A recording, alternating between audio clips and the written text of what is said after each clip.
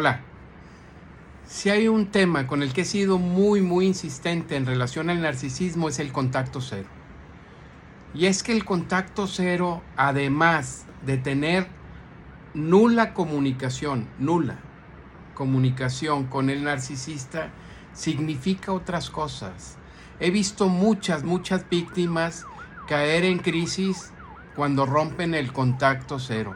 Incluso algunas sin romper el contacto cero. Pero ¿por qué ocurre esto? Ocurre primero, el error más grande es romper el contacto cero. Romper el contacto cero significa, por mínimo que parezca, permitirle el acceso de la comunicación del narcisista a la víctima. ¿Y en qué recae eso? Pues lo he dicho yo muchas veces con la frase de basta una pequeña rendija donde el narcisista meta su dedo meñique para causar daño. Y es que se rompen a veces contactos ceros, a veces de manera justificada. Es que hay una graduación, hay una fiesta, hay una boda, es que lo tengo que ver por no sé qué cosas y tal.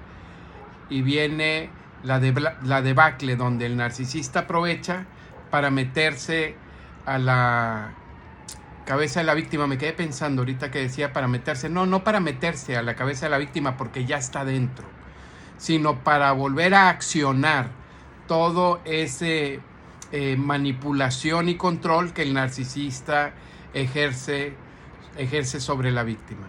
Otro de los errores más comunes que ocurre es precisamente, y que da pie a de romper el contacto cero, es que durante el contacto cero la víctima empieza a entrar en una especie como de amnesia perversa.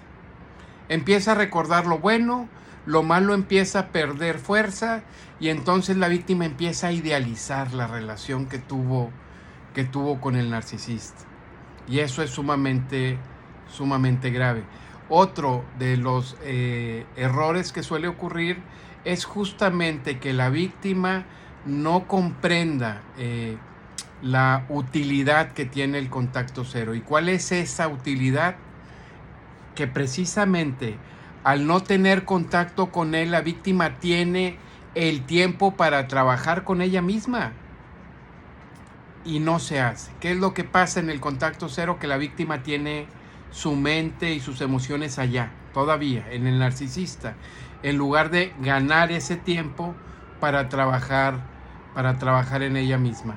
Y es que si no trabaja la víctima con ella misma, pueden pasar meses, a lo mejor hasta años, y el narcisista va a seguir ahí. Como he dicho insistentemente también, no basta con sacar al narcisista de tu vida, hay que sacarlo de tu cabeza y eso se trabaja. Si piensas hacer contacto cero con el narcisista, hazlo convencida o convencido de que va a ser definitivo. Porque si vas a hacer contacto cero, pero en el fondo sabes que lo vas a romper, no lo hagas. Mejor no lo hagas, porque si haces contacto cero y luego reanudas el contacto, el único fortalecido va a ser el narcisista. Es tan importante el contacto cero y por supuesto va acompañado del abandono. El abandono lo dejo y no lo vuelvo a contactar jamás. Y no te confundas, víctima, hombre o mujer. El contacto cero no es un castigo para el narcisista, es una necesidad que te está pidiendo tu mente, tus emociones y tu cuerpo para empezar a salir de ese ciclo de abuso. Para la víctima siempre sale el sol, pero la víctima debe comprender que tiene que poner de su parte, trabajar en ella para poder ver ese sol salir más temprano que tarde. El narcisista con contacto cero no siempre va a vivir en esa oscuridad que es su propio trastorno, pero con contacto cero le va a ser más difícil consumirte y tener el control sobre ti. Nos vemos mañana para nuestro acostumbrado en vivo de los lunes, 8:30 de la noche, hora Monterrey. Sígueme y comparte, saludos y ánimo y buena noche de domingo.